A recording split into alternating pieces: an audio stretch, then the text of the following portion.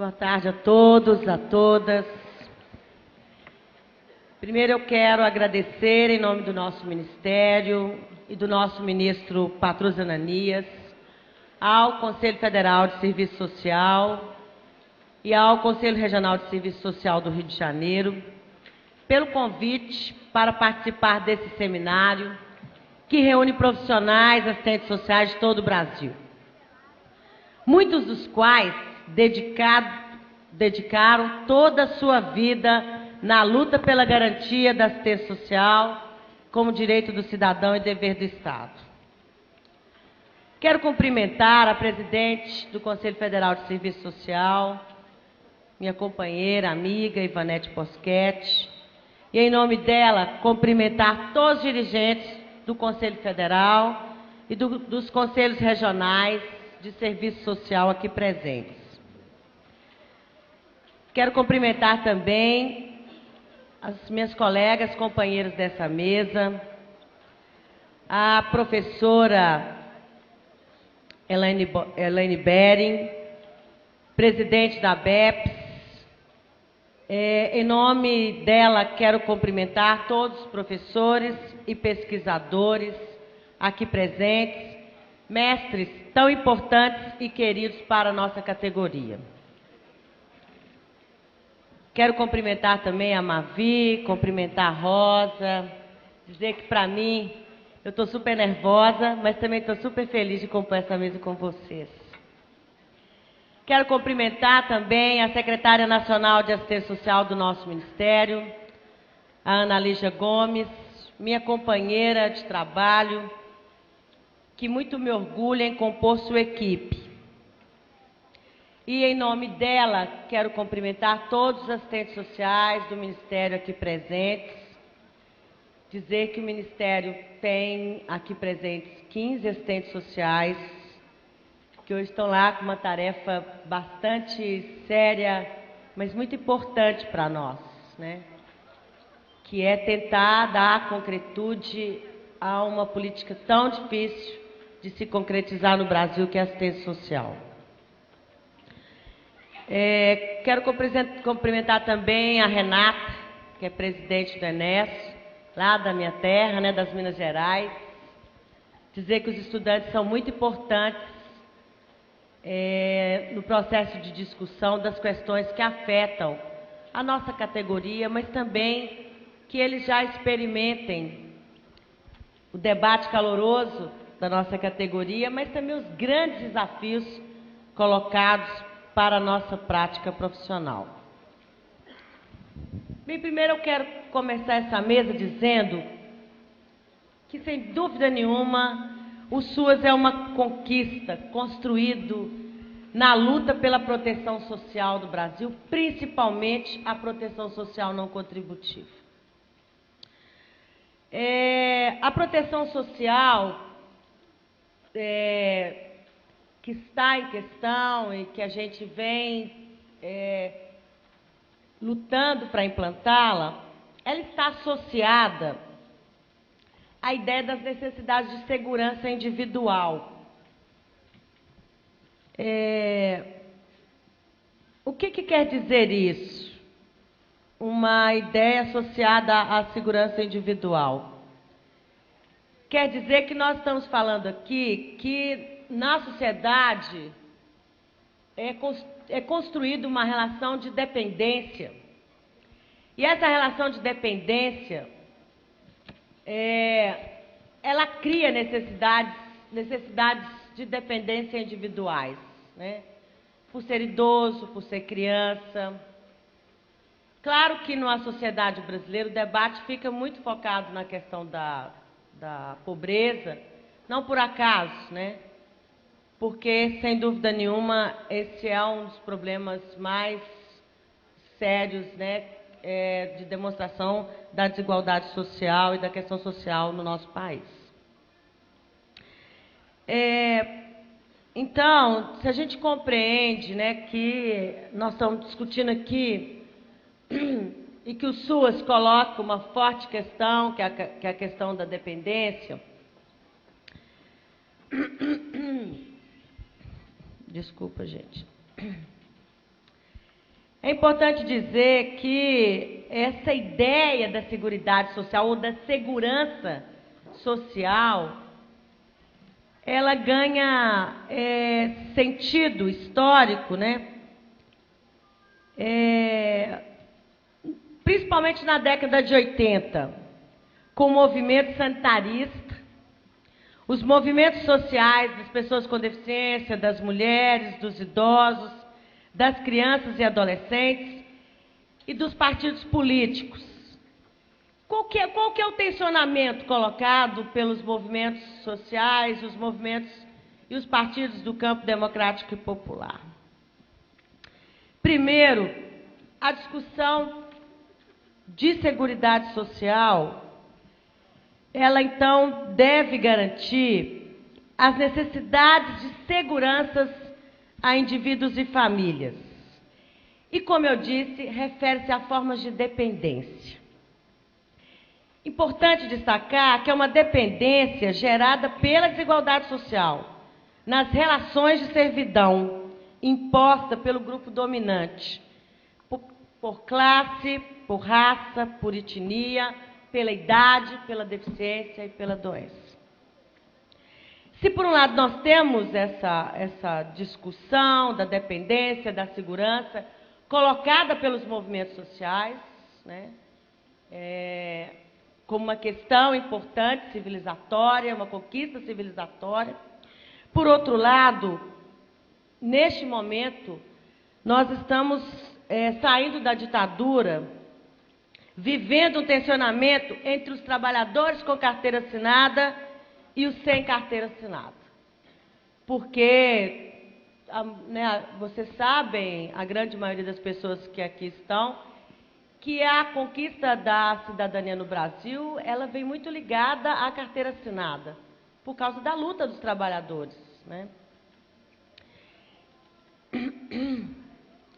Então, nós temos...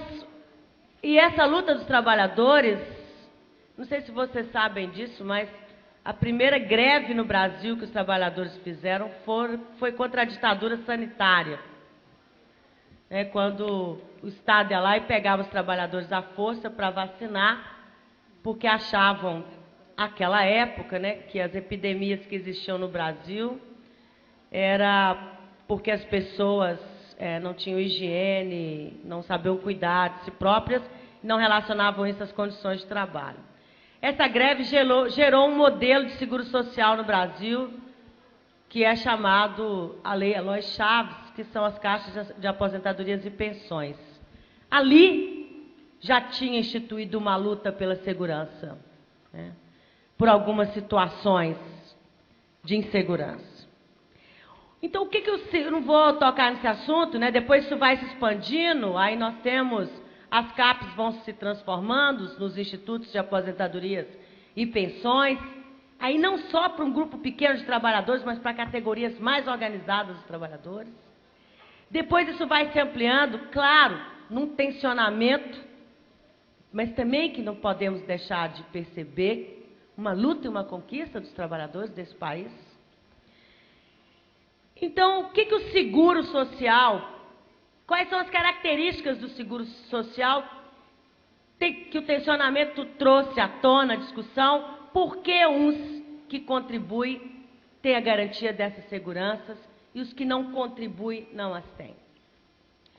Então, o seguro, no caso brasileiro, ele afiança a segurança para a velhice, que é a aposentadoria, a doença, que é o auxílio-doença, a morte, o nascimento, tem um auxílio, né, nascimento, a deficiência tem uma proteção grande no campo do seguro, da previdência, e o desemprego, tem o salário-desemprego. A Seguridade Social e a ideia dela, muito construída aí no âmbito da discussão, né, da redemocratização do Brasil e no ideário da Constituição de 88, qual que é a diferença do seguro para a Seguridade Social? O seguro, a gente vai contribuindo sem choro, nem vela, nem fita amarela, todo mês desconta no nosso salário, independente da gente querer que desconte ou não, aquele que é assalariado, né? Então, a ideia é essa, tem um ideário, os trabalhadores vão contribuindo, o Estado coloca uma parte, os patrões colocam outra parte, e isso vai gerando um recurso para situações de insegurança que todos nós vamos passar vida fora. A ideia de seguridade é que a segurança, né, a segurança, ela é um bem público. E ela deve ser um direito de todos e um dever do Estado. Então, essas seguranças, pela velhice, pela doença, pela deficiência, pela idade, ela passa a ser reivindicada como direito de todos. Uma coisa importante, então, é essa ideia, né, de que há um direito universal para todas as pessoas.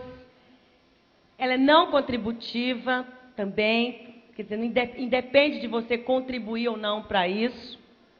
Mas tem uma questão que eu quero destacar no ideário da Seguridade Social, que é muito forte para o Sistema Único de Assistência, que a gente discute pouco, debate pouco, estuda pouco, que é: nós não podemos mercantilizar a dependência ou o cuidado.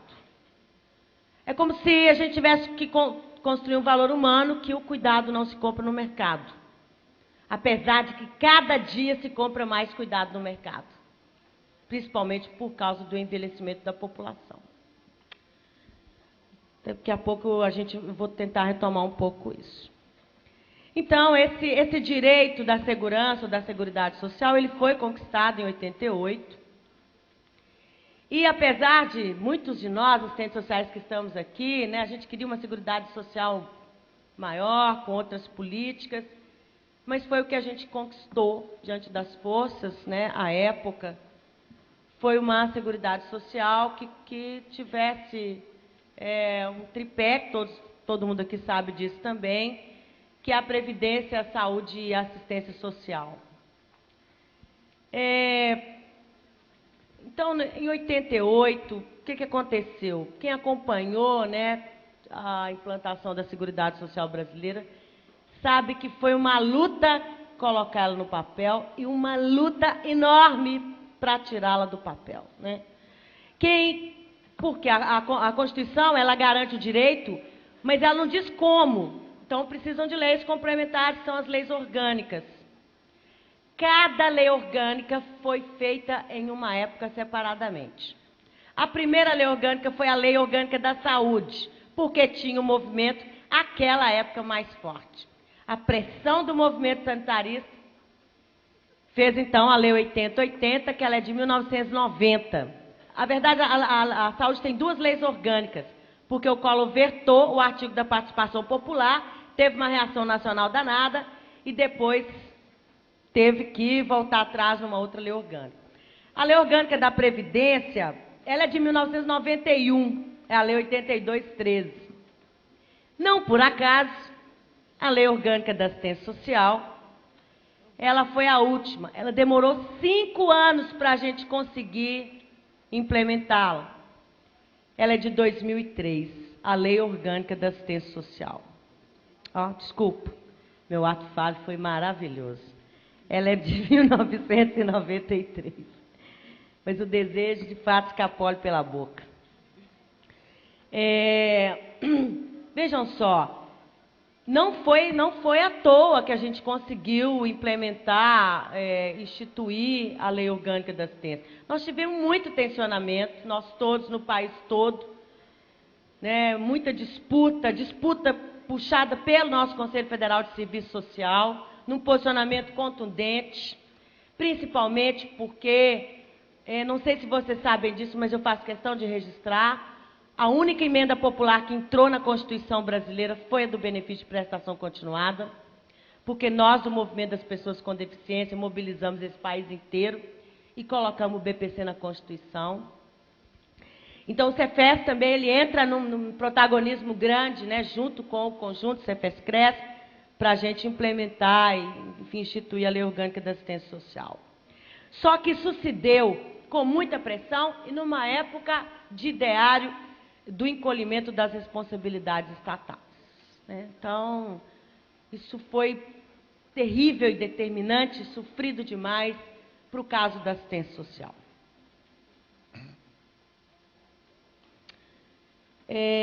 Bem, somente em 2003, na 4ª Conferência Nacional de Assistência Social, essa conferência, a 4ª Conferência da Assistência é tão importante para a assistência quanto foi a 9ª Conferência para a Saúde. Na minha opinião, elas têm o mesmo valor histórico, pelo rumo político que deram, pelo tanto que conseguiram mobilizar e definir um projeto dentro dessa conferência.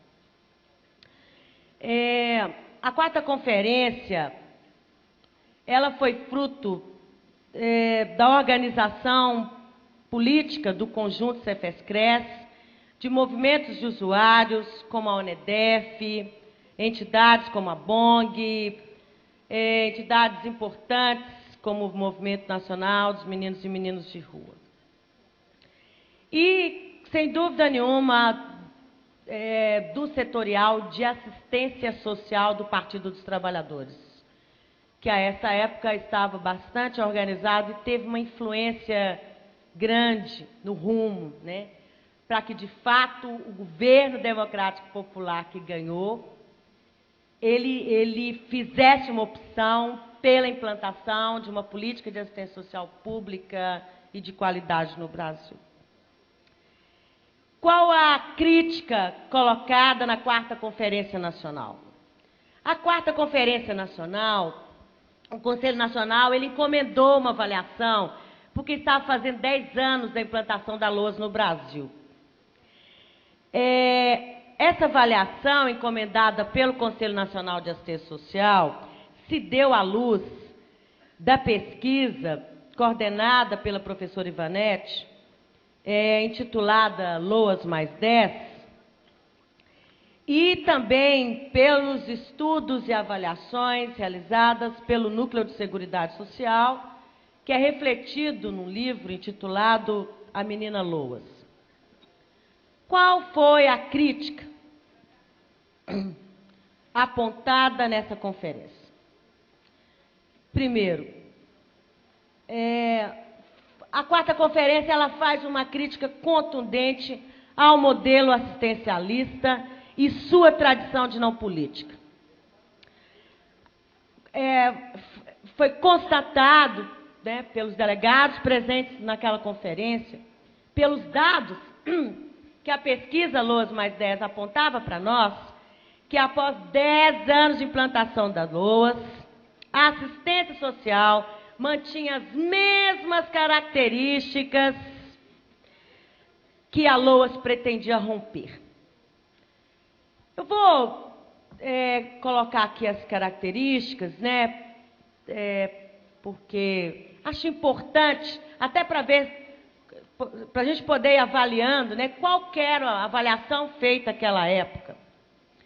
Primeiro, o modelo assistencialista é um modelo que oferta seus serviços de forma fragmentada, segmentada para os necessitados. Eu lembro, a gente fazia uma crítica danada. Tinha o programa de erradicação do trabalho infantil, ele atendia só as formas mais danosas de trabalho, como se criança no Brasil pudesse trabalhar. Você tinha um modelo de olhar para a realidade, catando dela, coletando dela os necessitados. O modelo assistencialista também, o Estado organiza sua intervenção por pressão através de programas nacionais. Então, a demanda e os que existiam eram por pressão, né? Pressão internacional, pressão da própria sociedade brasileira. E os programas eram desenhados em nível nacional e os municípios tinham que encaixar o modelo nacional nas realidades locais, como se não tivesse diferença. Outra característica do modelo assistencialista é sua intervenção reativa. É um modelo, e vocês sabem disso, nós sabemos, né? Eu trabalhei no plantão social 10 anos, sei muito bem como é o modelo, esse modelo reativo. Você atende só depois que a pessoa chega, que o problema acontece. É um modelo que reforça o primeiro-damismo, o voluntarismo, que reforça a sociedade providência. Né? Como se a sociedade, ela que tivesse que garantir as seguranças de grupos muito pequenos, restritos e necessitados.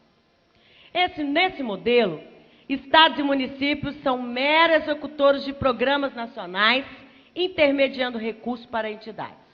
Quem está mais tempo na assistência social sabe como era. Inclusive, tinha um negócio, ai que delícia falar tinha, chamada Rede Saque. Que era o quê? Os convênios que tinham das entidades passavam o dinheiro para estados e municípios, e os municípios, então, passavam os recursos convênios para as entidades. Uma outra característica desse modelo, terrível também, é a dissociação entre serviços e benefícios. Então, os benefícios, eles são transferidos diretamente para o bolso dos usuários, vocês sabem, né? O Bolsa Família, o BPC, e os serviços executados de forma descentralizada por estados e municípios. Só que isso foi, historicamente, dissociado. Uma outra característica do modelo assistencialista, para mim, das mais perversas, e que essa categoria tem que discutir, porque prevalece essa característica, porque não é fácil de romper com isso, é a retirada do usuário da convivência familiar e comunitária.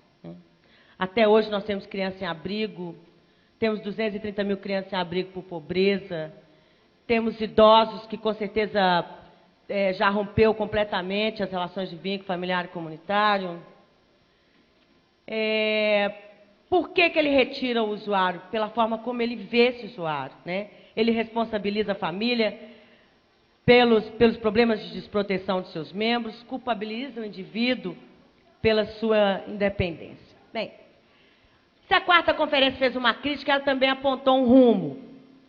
A quarta conferência, ela propõe o rompimento com esse modelo e a implantação do modelo socioassistencial através do Sistema Único de Assistência Social. Então, quais foram os rumos definidos na quarta Conferência Nacional? Primeiro, o reconhecimento da assistência social no campo da proteção social e das diferentes formas de proteção básica e especial a ser afiançada pela assistência social. Uma outra característica importante é a matricialidade sociofamiliar, na compreensão de que o SUAS deve ofertar serviços, programas, projetos e benefícios que contribuam para o fortalecimento do caráter protetivo das famílias. O modelo socioassistencial considera situações de vulnerabilidade e risco em sua base territorial, né?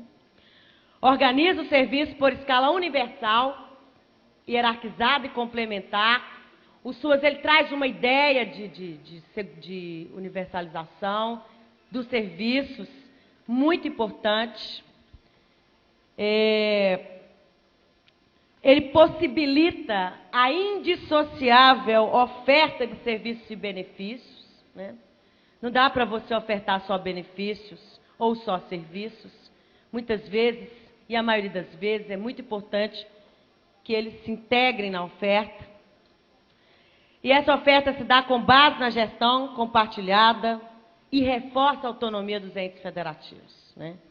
Então, os estados e municípios não são mais operadores, mas são cogestores numa gestão compartilhada do Sistema Único. Uma outra questão importante é que o modelo socioassistencial, ele reforça o controle social, ao fortalecer o caráter deliberativo dos conselhos, ao colocar os usuários na agenda política, da política de assistência social. Também uma outra característica importante é a primazia da responsabilidade do Estado. E essa primazia se dá em 3 estratégias muito importantes do modelo socioassistencial que o SUAS implanta no Brasil. Primeiro, Então, são 3 aspectos da primazia da responsabilidade do Estado. Primazia na regulação, primazia no financiamento e primazia na oferta do serviço. Primeiro, na oferta do serviço. Nós temos equipamentos estatais, com referências estatais, né? Nós temos uma burocracia estatal, que o SUAS coloca para assistência social. Temos servidores públicos concursados. Os serviços que incorporam instrumentos da gestão pública, como sistemas de informação, cadastros, a rede SUAS, temos sistemas de monitoramento, de gestão do trabalho. No campo da regulação, a regulação se efetiva na construção do público, ou seja, as regras são para o estatal e não o estatal. Na gestão financeira, o SUAS traz uma gestão financeira regular e automática, porque tem a noção dos serviços continuados, né? Portanto, não pode, o recurso tem que chegar a tempo e no mesmo dia para que os serviços possam continuar. Traz recursos por níveis de proteção, como alcance das necessidades e não dos necessitados.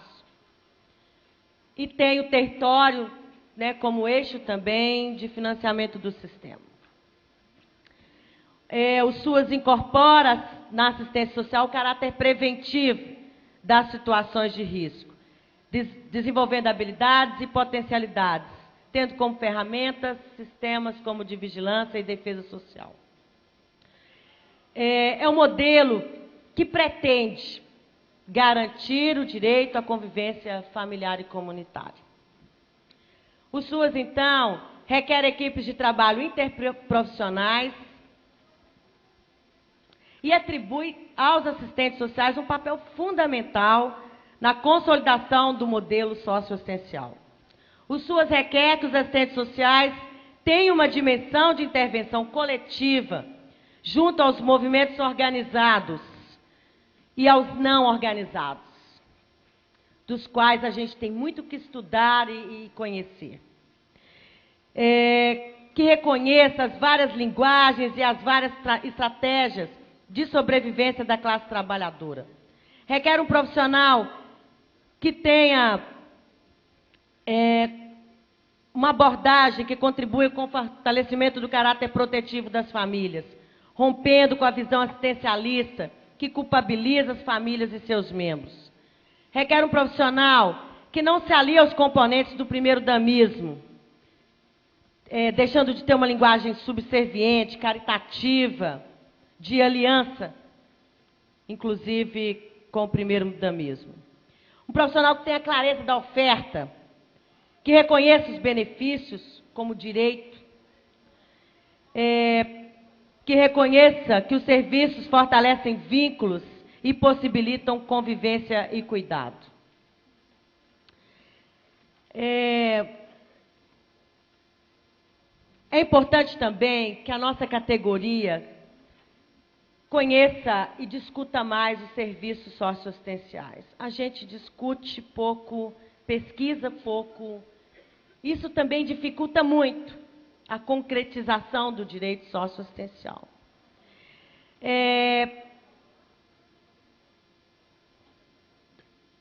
Então, esses serviços devem ser de acordo com a necessidade das famílias, serviços com formas de protagonismo e participação.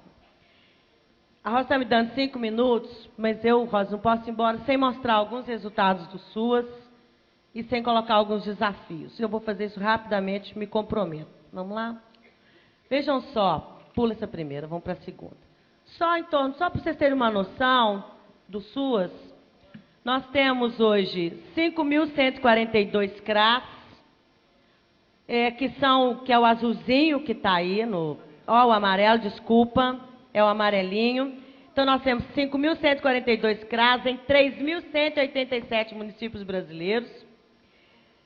E temos 1.054 CREAS, que é o azulzinho, em 1.230 municípios.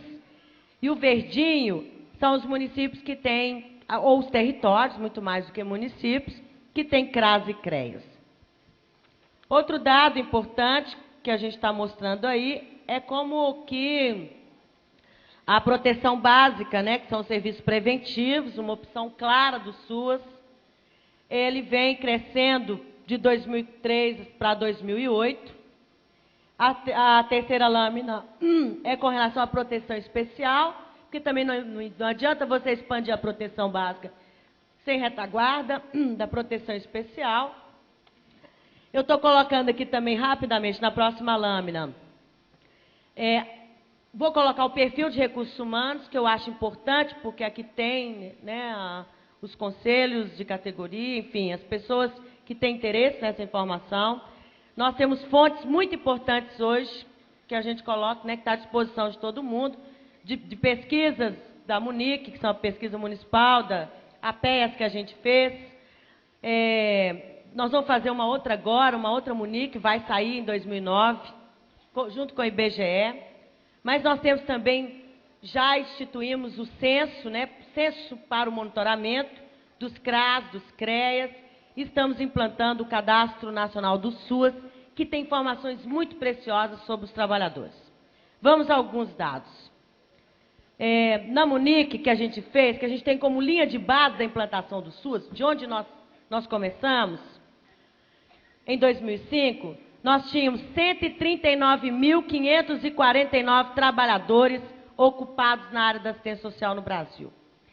Destes, 26% tinham nível fundamental, 27% nível superior e 47% nível médio.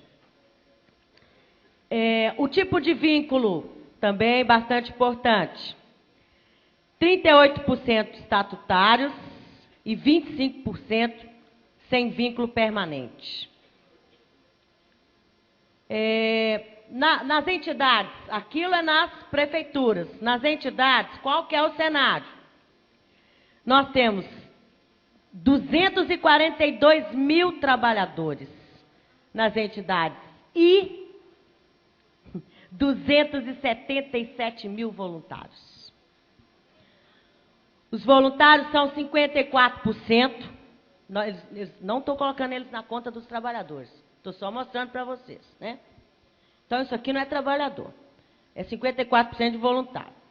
Dos trabalhadores, 32% são funcionários das entidades.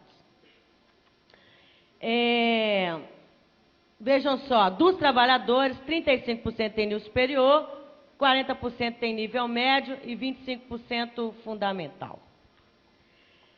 Nas entidades, nós temos, só vou falar dos assistentes sociais, tá bom? Nas entidades, não, vou falar outros dados, para vocês verem que coisa, a compreensão que se tem da assistência social ainda, ou se tinha, né, no Brasil naquela época, em 2006. Nós temos 19 mil pedagogos, 6.745 médicos, 5.707 assistentes sociais, 5.000 psicólogos, 2.944 enfermeiros, temos terapeutas ocupacionais, uma série de outros trabalhadores. E agora eu vou mostrar os dados já da expansão aí dos CRAS e dos CREAS. Nós temos no Brasil, trabalhando em 5.142 unidades estatais, nos CRAS, 37.117 trabalhadores. Nós temos aqui como que a gente vai crescendo, né? Porque a gente tinha em 2007 um número grande de trabalhadores de segundo grau, nós fizemos monitoramento, discutimos com os gestores, então a gente já tem uma mudança também e aumenta o número aí de profissionais de nível superior de 2007 para 2008 no Centro de Referência de Assistência Social. Agora o CREAS. No CREAS, nós temos 11.871 trabalhadores. Destes, 63% tem nível superior. Dos 63%, 23% são assistentes sociais e 19% são psicólogos. Qual que é a situação do vínculo dos trabalhadores da média complexidade que trabalham no CREAS? 56% sem vínculo permanente, 28% são estatutários. E agora eu vou finalizar, senão a Rosa vai me matar, colocando as seguintes questões, que são os desafios mais importantes colocados, né, para o Sistema Único de Assistência Social no Brasil. Primeiro, eu vou colocar o desafio em dois campos, né? Do ponto de vista dos benefícios, porque o sistema ele opera benefícios, serviços, programas e projetos. Do ponto de vista dos benefícios, é muito importante que se mantenha o BPC vinculado ao salário mínimo. Não sei se você sabe, mas tem tendências muito fortes querendo desvincular o BPC do salário mínimo. Se a gente desvincular o BPC do salário mínimo, ele não consegue os resultados de diminuição da desigualdade social e pobreza que ele tem. No Bolsa Família, primeiro é muito importante que ele mantenha o poder de compra das famílias. Senão não adianta nada também, né? Para a gente tê-lo no campo do direito. Do ponto de vista dos serviços socioassistenciais, quais são os desafios? Nós temos que tipificar o serviço, já foi colocado na mesa de manhã. Tem que ter clareza que serviços são esses, qual a qualidade dele, qual que é a quantidade, para quem, com qual objetivo, para que ele seja reconhecido como de direito. É muito importante, outra questão que também é muito importante para o debate do rumo do SUAS no Brasil. Nós hoje temos uma cobertura duas vezes e meia menor de serviços do que de benefícios. De recurso, nós temos 25 vezes mais recursos para benefícios do que para serviços. Então, o grande desafio para o SUAS é, sem dúvida nenhuma, está no campo do financiamento do serviço e no campo da cobertura com qualidade dos serviços socioassistenciais. Eu estou me perdendo, estou ficando nervosa. Outra questão importante, e vocês viram aqui, é um dado muito importante, e eu queria chamar muito aí o Conselho Federal, o Conselho Regional, porque sozinho o Ministério não vai dar conta de resolver esse problema da precarização do trabalho no SUAS. Não há uma determinação do Ministério sobre isso. É só ler a NOB-RH. É obrigação do município fazer concurso público. Ninguém pode entrar pelo concurso público, a não ser pela via do concurso público e da seleção pública. Então, essa é uma luta que nós vamos ter que comprar junto. E aí, dentro da gestão do trabalho, do campo da gestão do trabalho, nós temos que desprecarizar o trabalho. Nós estamos com o projeto de lei nesse sentido, que é o PL SUAS, né? Nós temos o projeto de lei do Projovem Adolescente, mas é muito importante que vocês fiscalizem as prefeituras. Nós não podemos deixar que o segundo grau tome conta, não é isso que nós discutimos na gestão do trabalho. O nosso trabalho tem que ser feito por profissionais de nível superior, qualificados, estáveis e capacitados. Outra questão importante, do ponto de vista da gestão, nós vamos mudar a adesão dos municípios ao SUAS. O modelo implantado por nós, eu posso falar à vontade que eu ajudei a implantar, ele é um modelo cartorial e autodeclaratório. Vou dar só um exemplo rápido. O município diz que quer estar na gestão plena, mas ele não estrutura as responsabilidades da gestão plena. Nós vamos mudar esse negócio. Nós vamos tentar induzir uma cultura de planejamento. Eu não vou entrar no detalhe aqui, mas que, de fato, o município tenha clareza e condições de planejar no seu plano municipal de assistência social como é que ele vai implantar o SUAS e como é que ele vai assumir as suas responsabilidades. Outro desafio enorme que nós não fizemos ainda é com relação à rede privada. É preciso vincular as entidades e seus serviços socioassistenciais como se público fossem ao Sistema Único de Assistência Social. Por fim, eu quero colocar 3 desafios. É preciso também a gente mudar o modelo de controle social. Nós temos um modelo de controle social muito cartorial, né? Nós temos que discutir profundamente como é que o usuário ele assenta e discute com a gente o modelo de serviço que nós estamos prestando, que tipo de autonomia eles estão tendo, o valor do benefício, você está tendo subalternidade mesmo, quer dizer, é ele que tem que dizer.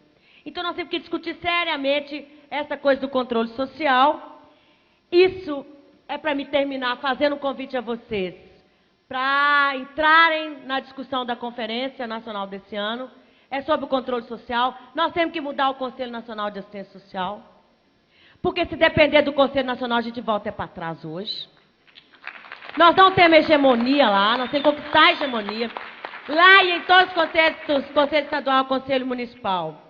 Eu quero encarecidamente pedir ao conjunto, porque eu faço parte dele, então eu também posso pedir, né? Espero. Que a gente lute, pelo amor de Deus, para passar o PL SUAS no Congresso. Nós temos que passar o PL SUAS. Ele vai dar um outro patamar para os serviços socioassistenciais, né? Vai dar mais estabilidade para os trabalhadores. Ele tem uma proposta lá de controle social. Então, é muito importante que a gente se mobilize para efetivar e implantar o PL SUAS no Brasil. E coloco na agenda aqui, também da categoria como desafio, dizendo que nós, sem dúvida nenhuma, o SUAS ele vai ganhar um papel de destaque muito grande quando a gente pensar com o olhar do envelhecimento da sociedade brasileira. O envelhecimento da sociedade brasileira vai exigir de nós, da assistência social, que a gente tenha cuidado de qualidade para ofertar para todos os idosos desse país, independente se ele é rico ou pobre ou se ele tem condições de comprar cuidado no mercado. Eu quero agradecer, pedir mil desculpas a vocês, mas eu estou à disposição. Obrigado.